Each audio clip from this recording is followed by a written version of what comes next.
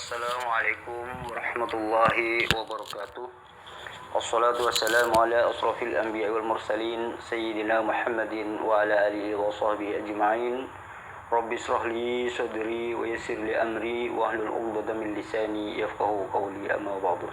Para sahabat sekalian, kali ini saya akan menampilkan sebuah dialog di dalam grup tentang diskusi saya dengan seseorang pendeta.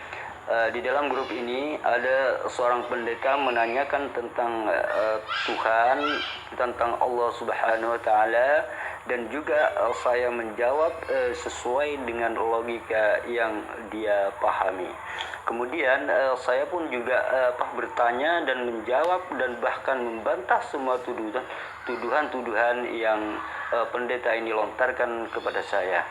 Mudah-mudahan hal ini menjadi ilmu bagi Anda, perbandingan bahwa Islam adalah agama yang benar. Tidak ada agama selain daripada Islam. Selamat menyaksikan dialog ini.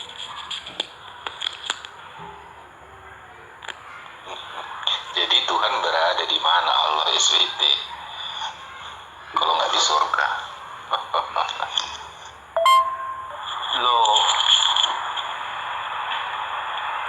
Loh begini Pak, Tuhan itu tidak butuh pada tempat, karena tempat itu adalah ciptaan Tuhan, gitu loh Pak. Segala sesuatu yang butuh pada tempat, maka dia itu ciptaan juga, gitu loh Pak. Tuhan itu tidak butuh tempat, gitu loh, karena tempat itu adalah ciptaan Tuhan, gitu loh. Sebelum segala sesuatu itu ada, termasuk tempat, Tuhan itu sudah ada, gitu loh Pak. Dan tempat itu adalah ciptaan Tuhan, gitu. Jangan Anda memikirkan Tuhan itu seperti manusia yang butuh tempat, butuh ruang, butuh waktu, dan seterusnya gitu. Dan seperti itu sesat namanya Pak. Nah untuk itulah ketika Anda menuhankan Yesus yang berada di dalam ruang dan waktu, maka Anda telah sesat gitu. Karena tuh ruang dan waktu itu adalah ciptaan Tuhan gitu loh Pak. Surga itu adalah ciptaan Tuhan. Sebelum surga itu ada, Tuhan itu sudah ada. Gitu loh, Pak. Makanya Tuhan itu tidak butuh tempat, gitu loh, Pak. Surga itu diciptakan untuk manusia, gitu loh, Pak. Agar apa? Orang yang taat kepada Tuhan masuk surga, orang yang durhaka kepada Tuhan masuk neraka, gitu loh, Pak. Jadi segala sesuatu yang berada di surga itu makhluk namanya Pak, gitu loh. Karena apa? Karena Tuhan menciptakan surga ini untuk makhluknya, gitu loh, untuk manusia ini, gitu loh Pak.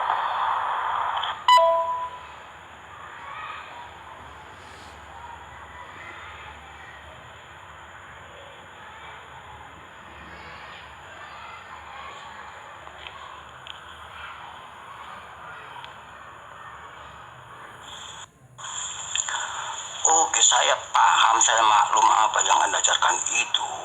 Tetapi apa yang Anda jelaskan itu hanya bisa cocok atau sesuai dengan ajaran agama Anda, itu ajaran agama yang berbahasa Arab itu.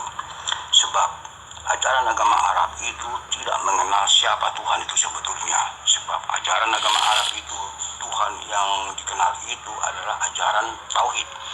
Nah, kalau Anda mencoba mengenal Tuhan itu secara agama tauhid itu, Anda tidak akan pernah bisa tahu siapa Tuhan yang Anda sembah, kecuali hanya sebatas tulis-tulisan saja. Jadi itulah sebabnya saya mengatakan tadi kesulitan untuk menjelaskan tentang Alkitab dengan Al-Quran. Anda seperti ada dikatakan haram memakan daging babi, sebab babi itu berkuku belah. Haram memakan unta, sebab unta berkuku belah. Haram memakan buaya, karena buaya berdua habitat. Haram memakan ular, karena ular bercabang lidah. Jadi kalau Anda menjelaskan isi cakap Anda itu, nah itu sifatnya bercabang lidah, atau berdua habitat, atau berkuku belah. Nah, sementara Alkitab tidak akan pernah percaya dengan apa yang tertulis di dalam Al-Quran Anda itu. Nah, itulah yang menjadi kesulitan. Anda mencoba menyamakan dengan Alkitab, ajaran ini, ajaran itu, ajaran yang ada di nabi-nabi dan segala macam, tetapi itu berkuku belah sebab tidak ada dasarnya. Alkitab menjadi Al-Quran. Oke, Al-Quran itu bukan perjanjian. Kitabnya Kristen itu perjanjian lama maupun perjanjian baru. Dan perjanjian baru itu sudah menjelaskan tentang kedatangan Isa Al-Masih yang kedua kalinya. Sementara di dalam kitab Anda itu tidak menjelaskan apa-apa tentang hari yang akan hari akhir zaman. Oke.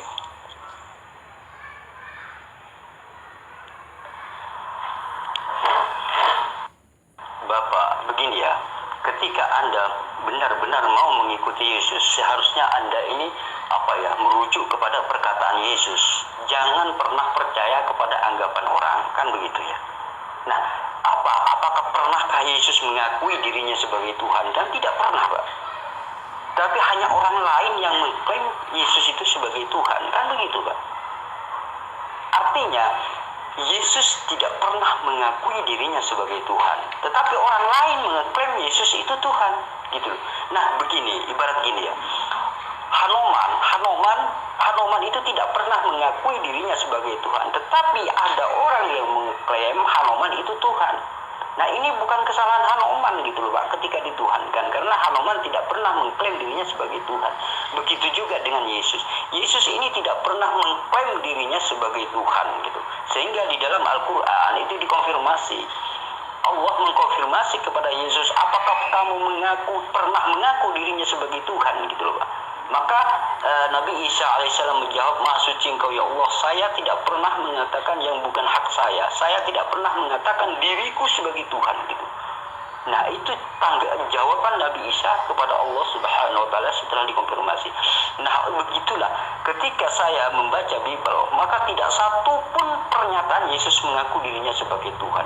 Semua yang menuhankan Yesus itu hanya berdasarkan klaim orang lain gitu. Artinya orang lain yang mengklaim Yesus itu sebagai Tuhan gitu. Nah, ini bukan kesalahan Yesus gitu, tetapi orang yang mengklaim itulah yang salah gitu. Nah, dari situ Anda mengikuti orang yang suka mengklaim tersebut gitu loh, Pak. Disinilah letak kesesatannya gitu loh, Pak. Oh, Bapak, begini ya. Baik itu di dalam Yahudi pun itu tidak pernah begini, Pak ya. Di dalam ajaran Yesus itu kan orang Yahudi. Sementara ajaran Yahudi itu tidak pernah mengatakan artinya Tuhan itu turun ke bumi, tidak pernah, Pak.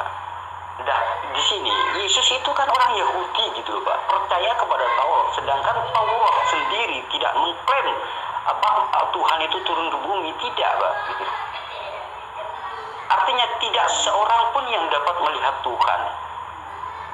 Yesus pun berkata, kamu tidak akan pernah melihat Tuhan gitu loh.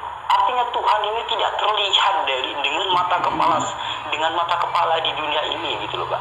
Nah, ketika ada sesuatu yang terlihat dan diakui sebagai Tuhan, maka itu Tuhan palsu gitu loh, Pak. Tuhan palsu karena semua para utusan itu sudah berpesan bahwa Tuhan itu tidak akan pernah terlihat di dunia ini gitu loh, Pak.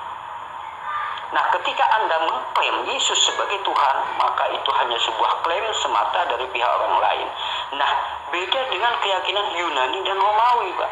Keyakinan Yunani dan Romawi ini percaya bahwa Tuhan itu inkarnasi di dunia. Bahkan kalau saya baca, Kaisar Romawi ini adalah artinya dia itu Tuhan yang inkarnasi. Menjadi raja ini harus dipatuhi seperti Tuhan, karena titahnya seorang kaisar ini sama dengan titahnya Tuhan gitu. Nah, ini kepercayaan orang Yunani dan Romawi gitu loh. Sehingga di situ ada tridewa, artinya banyak dewa gitu loh, yang dipercaya. Nah, kemudian konsep-konsep seperti ini diajarkan kemudian menjadi Kristen, Trinitas gitu loh.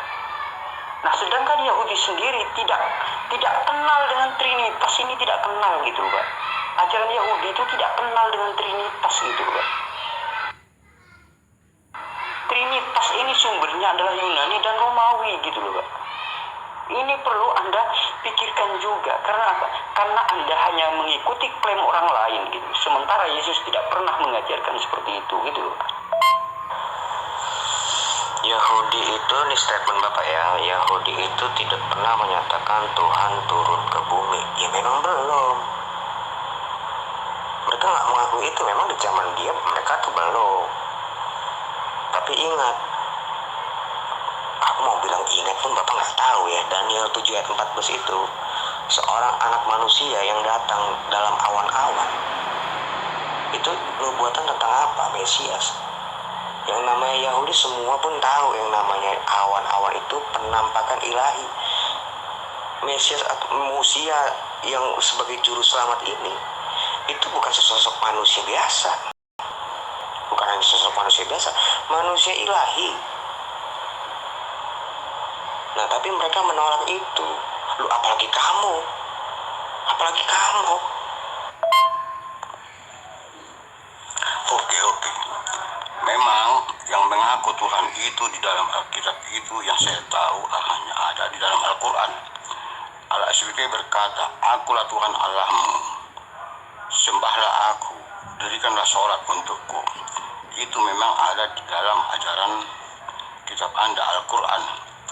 Tetapi Yesus datang ke bumi ini mulai dari kitab Kejadian tidak pernah mengatakan bahwa dia untuk memperkenalkan dirinya, akulah Tuhan. Bukan itu tujuan Yesus datang ke bumi ini. Dalam kejadian ketika Yesus Tuhan mengusir manusia maupun si ular tua, dia berjanji kelak seorang anak manusia yang lahir dari keturunan seorang wanita yang akan menginjak kepala si ular tua. Jadi itulah tujuan Tuhan datang ke bumi itu, untuk menginjak kepala si ular tua. Siapakah kepala si ular tua itu? Itulah iblis, ajaran iblis. Sebab iblislah yang mengaku pada Adam dan Hawa, engkau tidak sekali-sekali akan mati melainkan sama seperti Allah. Nah, Allah itu adalah iblis. Itulah iblis yang Allah yang Allah yang penyesat. Jadi jikalau Anda mengatakan Yesus tidak pernah mengatakan dirinya adalah Tuhan, memang secara tersurat itu tidak dikatakan Yesus, tetapi secara tersirat, secara tersirat sudah dia adalah Yesus yang menggenapi segala perkataannya. Di dalam Alkitab mengatakan, kitab Bilangan itu kalau nggak salah Bilangan 23, jikalau dia Tuhan itu yang berkata-kata, Tuhan itu harus menepati perkataannya, ataupun Tuhan yang berfirman itu harus melakukan segala apa yang difirmankannya. Jadi semua yang sudah difirmankan di dalam kitab Kejadian lama itu, kitab Perjanjian lama itu harus dilakukan atau harus ditepati. Siapakah yang sudah menepati kitab Perjanjian lama itu? Nah, itulah Yesus yang datang ke bumi ini. Sebab ketika dia pun menciptakan manusia, Tuhan menciptakan manusia itu berkata juga, baiklah kita menciptakan manusia menurut gambar dan rupa kita. Nah, siapakah gambar dan rupa Allah itu? Nah, jikalau Anda tidak bertanya, atau Anda membaca kitab firman Tuhan di kitab Kejadian itu, Tuhan, engkau menciptakan manusia menurut gambar dan rupa, mana buktinya? Nah, Anda harus bertanya itu jikalau Anda percaya dengan apa yang difirmankan di dalam kitab Kejadian. Tetapi jikalau Anda tidak percaya, ya memang ya seperti Anda itu tidak mengenal apa yang dikatakan Tuhan. Jadi Anda hanya bisa percaya dengan yang penting ada tertulis, akulah Allah SWT, sembahlah aku, dirikanlah sholat untukku. Anda hanya percaya dengan tulis-tulisan apa yang sudah tertulis, tetapi Anda tidak menguji, benarkah Tuhan yang ada dalam kitab Anda itu adalah Tuhan yang sesungguhnya. Anda harus menguji itu. Tetapi jika Anda tidak menguji, ya seperti itu, tinggal percaya saja apa yang sudah tertulis. Jadi sangat berbeda sekali kalau Anda mengatakan, pernahkah Yesus mengatakan dirinya adalah Tuhan? Sebab dia sudah Tuhan sejak dahulu kala, yang datang ke bumi menggenapi segala apa yang sudah difirmankannya di kitab Perjanjian Lama. Oke, paham jelaskah itu maksudnya? Pak, begini ya, ajaran Yahudi itu juga mengharapkan babi gitu loh Pak. Jadi mengkonsumsi sesuatu yang dilarang oleh kitab suci itu tetap dilarang gitu, apapun alasannya gitu, tidak boleh dimakan. Gitu loh Pak, tidak boleh. Jadi segala sesuatu yang diciptakan itu bukan hanya untuk dimakan gitu loh. Artinya Anda ini hanya memikirkan isi perut aja. Karena apa? Segala sesuatu mau dimakan itu rakus namanya Pak. Jadi ketika ada sesuatu larangan tidak boleh dimakan, itu pasti mengandung mudarat gitu loh Pak. Pasti mengandung sesuatu yang tidak baik gitu loh Pak.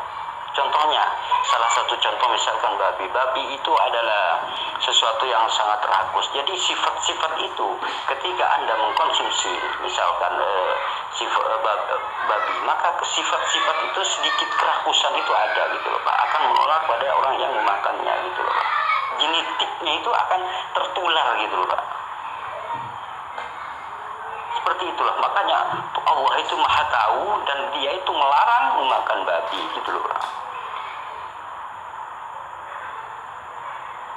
Jadi sebenarnya kalau misalkan anda ini benar-benar mengikuti ajaran Yahudi, maka Anda tidak akan pernah melanggar perintah Tuhan seperti itu gitu loh Pak. Berhubung ini kan Paulus itu sebenarnya dia itu antek-antek Romawi, dia itu dipercaya oleh Romawi dengan membawa pasukan yang banyak gitu loh.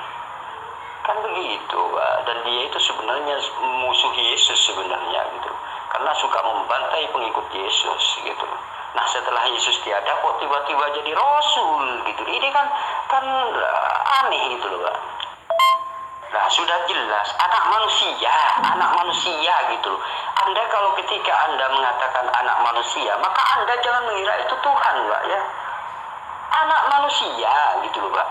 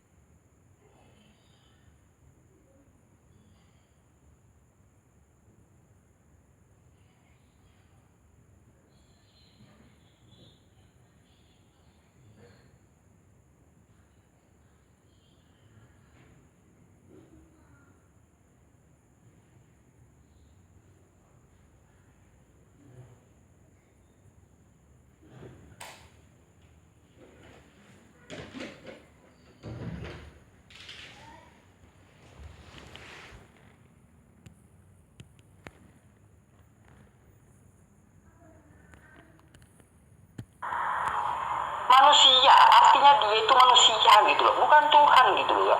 Ketika Anda menuhankan manusia, maka Anda di sini adalah sesat gitu loh Pak. Yesus pun tidak pernah mengatakan dirinya itu sebagai Tuhan dan jelmaan Tuhan, tidak pernah mengajarkan seperti itu gitu. Nah, setelah Yesus tiada, baru Paulus ini awalnya kan memang musuh Yesus. Dia itu suka membantai, ingin menyesatkan pengikut Yesus. Nah, setelah Yesus tiada, baru menyesatkan secara memakai nama Yesus untuk menyesatkan Paulus ini gitu. Karena dengan cara keras, dengan cara kejam tidak berhasil, maka dengan cara memakai nama Yesus akhirnya banyak orang tertipu karena memakai nama Yesus untuk menyesatkan gitu. Pak, segala sesuatu yang tidak pernah mengaku dirinya sebagai Tuhan, maka jangan pernah dituhankan. Gitu loh, Pak.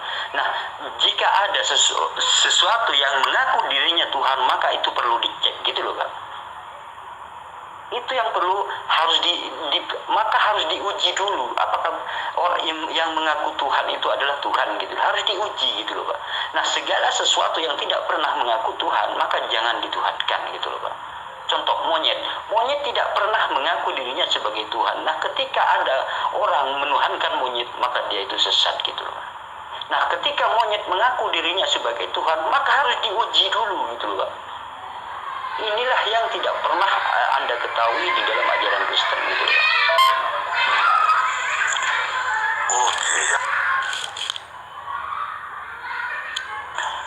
Oke, Anda mengatakan logikaAnda beranalogi bagi itu haram. Haram karena dia rakus ini dan segala macam. Tetapi di dalam Alkitab tertulis, jangan memakan babi karena babi rakus. Bukan seperti itu kata-kata yang tertulis dalam Alkitab atau di dalam kitab Perjanjian Lama. Tetapi Tuhan berkata kepada Musa, jangan engkau memakan babi, sebab babi berkuku belah. Itulah perkataan itu, bukan karena babi haram, karena berkuku belah. Juga dikatakan juga jangan memakan onta, karena onta itu berkuku belah. Nah, itulah yang dikatakan. Apa makna berkuku belah? Banyak makna yang bisa dipahami dari berkuku belah. Seperti Musa adalah seorang imam, seorang nabi, seorang gembala. Dia itu menjalankan ajaran Tuhannya, tidak boleh berkuku belah, tidak boleh berdua kitab. Nah, sementara di dalam ajaran agama Anda itu Islam, itu katanya itu berkata tidak dipandang sebagai orang beriman jikalau tidak beriman kepada kitab-kitab terdahulu. Nah, itulah dikatakan berdua belah. Jadi mengimani kitab Al-Quran yang buatannya di negeri Arab sana itu, juga mengimani kepada Alkitab yang dibuat di kitab Perjanjian Lama maupun Perjanjian Baru di Yerusalem atau nabi-nabi terdahulu. Nah, itulah berkuku belah. Sementara jikalau dikaji, diteliti, diuji, siapakah yang penulis Alkitab itu? Mengapa ajaran agama Arab percaya dengan ajaran Alkitab? Nah, sementara apa yang dikatakan ajaran agama Anda itu tidak dianggap sebagai orang beriman. Jikalau tidak beriman kepada kitab-kitab terdahulu, itulah yang dilarang, yang dimaksud oleh Tuhan. Jangan memakan babi karena babi berkuku belah. Jangan memakan buaya atau kodok atau biawak, karena biawak atau kodok atau kura-kura itu berdua habitat, tinggalnya dua habitat. Atau jangan juga memakan ular itu, karena ular itu lidahnya bercabang. Jadi tidak boleh berkitab dua, itu sama dengan berdua ajaran.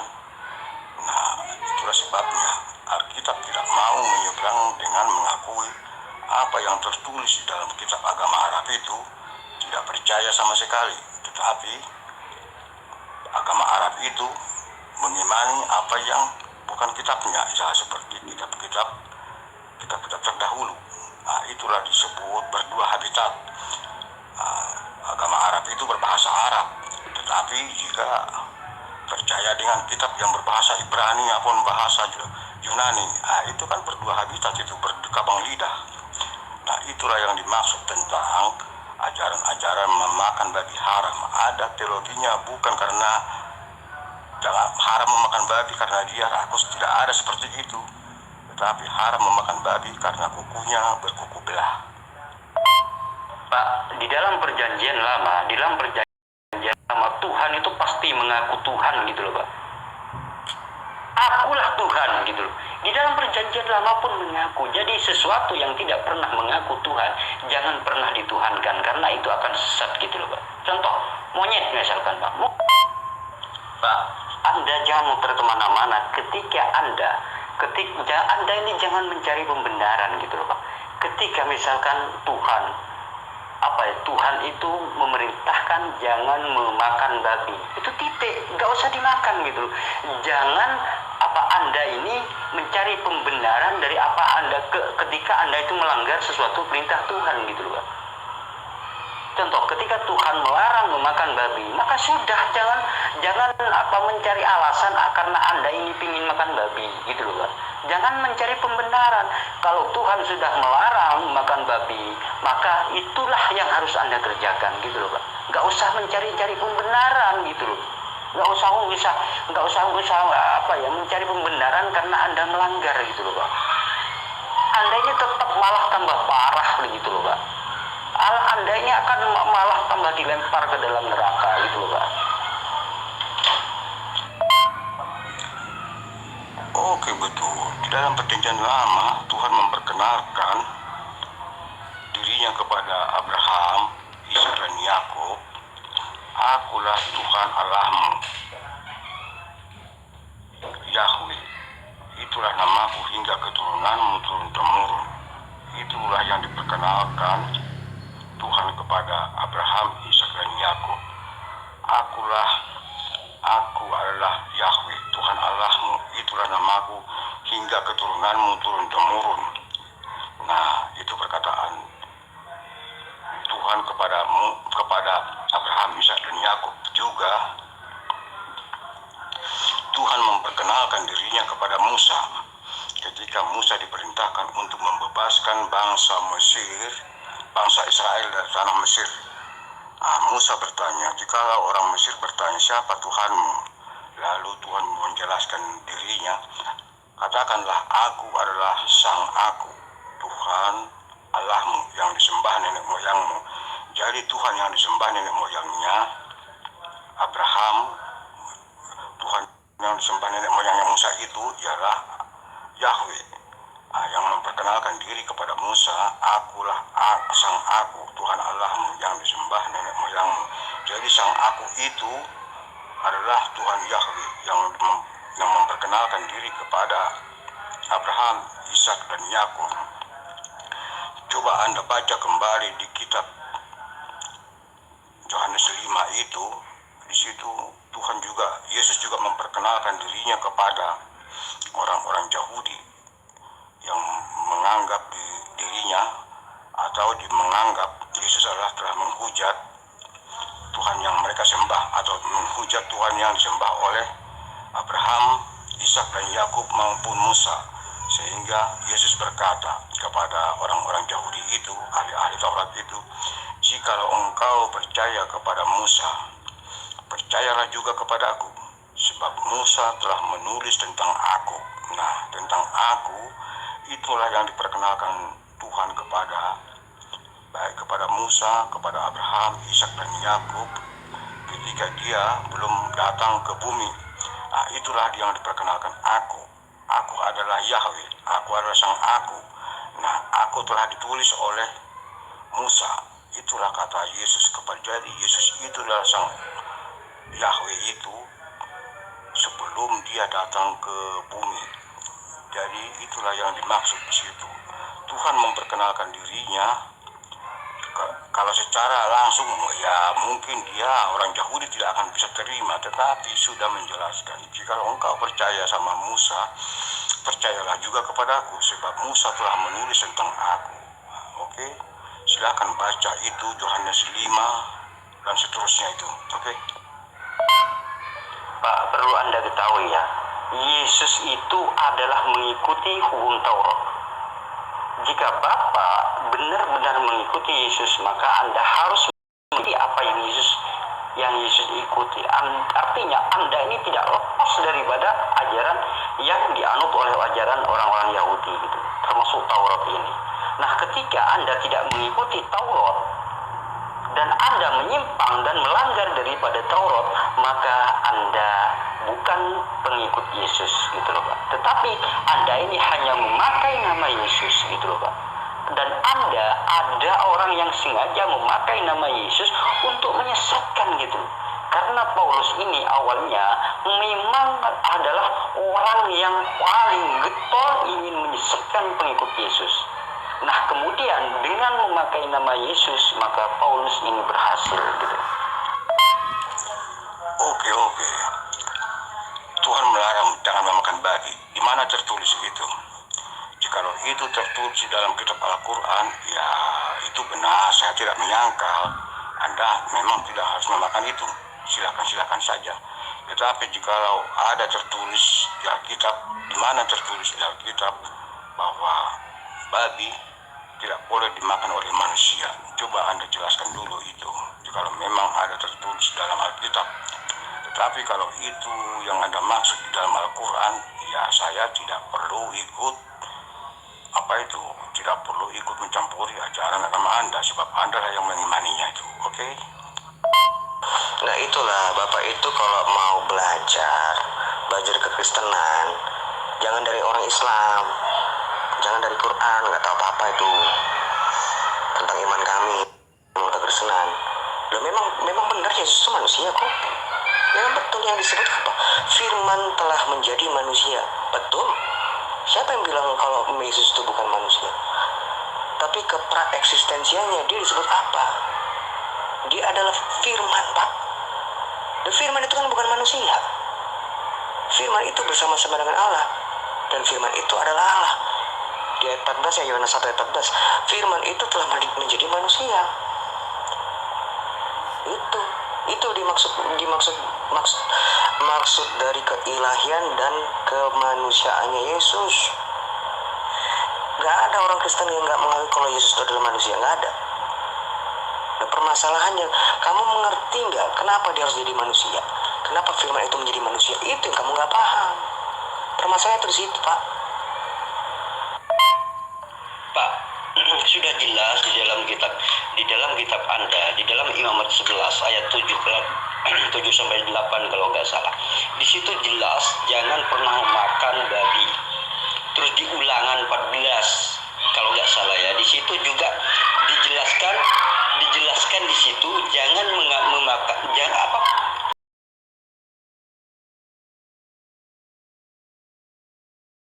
Nah, ketika Anda memakan babi, maka Anda sudah melanggar kitab suci Anda sendiri. Ingat, Yesus itu adalah patuh kepada hukum Taurat gitu loh, Pak. Kalau Anda mengikuti Yesus, maka Anda harus patuh kepada hukum Taurat juga gitu. Nah, ketika ada orang yang merubah ajaran Yesus ini dan dia hanya memakai nama Yesus dan ajarannya adalah ajaran manusia, sementara Yesus hanya digunakan namanya saja, maka Anda ini mengikuti orang yang sesat gitu loh, Pak. Nah, disitulah permasalahannya, Pak. Ketika Anda mengatakan firman telah menjadi manusia, kemudian Anda menganggap manusia itu sebagai Tuhan, maka itu adalah sebuah kesesatan. Kenapa? Karena firman juga menjadi kitab suci gitu loh, Pak. Seharusnya Anda juga menuhankan kitab suci gitu loh, Pak. Ketika firman ini menjadi sebuah kitab suci, kenapa Anda tidak tuhankan juga gitu? Firman menjadi kitab suci yang Anda pegang sekarang, terus kemudian firman menjadi manusia. Maka jangan pernah menuhankan kitab suci, jangan pernah menuhankan manusia. Karena ini ketika ada kalimat menjadi, ini artinya sebuah ciptaan gitu loh. Firman itu adalah sebuah kalam. Kalam itu, ketika kalam itu menjadi alam semesta, maka alam semesta ini disebut dengan ciptaan gitu loh, Pak. Memang tidak dijelaskan gini, Pak, firman menjadi monyet gitu loh. Gak ada, Pak. Coba saya mau tanya, di mana dijelaskan monyet itu ciptaan Tuhan secara implisit? Gak ada, Pak. Tetapi kenapa orang yang cerdas akan tahu bahwa monyet itu adalah ciptaan, walaupun tidak tertulis secara eksplisit di dalam kitab suci manapun gitu loh, Pak. Jadi ada, wah monyet ini berarti Tuhan. Jangan begitu, Pak. Karena dalam Alkitab tidak ada monyet ciptaan. Jangan begitu, Pak. Itu kesesatan yang nyata kalau sudah begitu. Segala sesuatu yang awalnya tidak ada, kemudian menjadi ada, itu ciptaan namanya, Pak. Apapun itu, termasuk Yesus. Kalau konsep agama Kristiani itu banyak, Mas. Banyak, bro. Contoh di Indonesia aja lah. Hindu, Krishna juga sama, lahir dari perawan. Terus jadi Tuhan juga deh. Setelah kematiannya persis sama kok. Terus apa yang kalian banggakan dari Kristiani? Konsep agamanya sama semua dengan agama-agama pagan lainnya. Lahir 25 Desember, sama kan? Terus apa bedanya?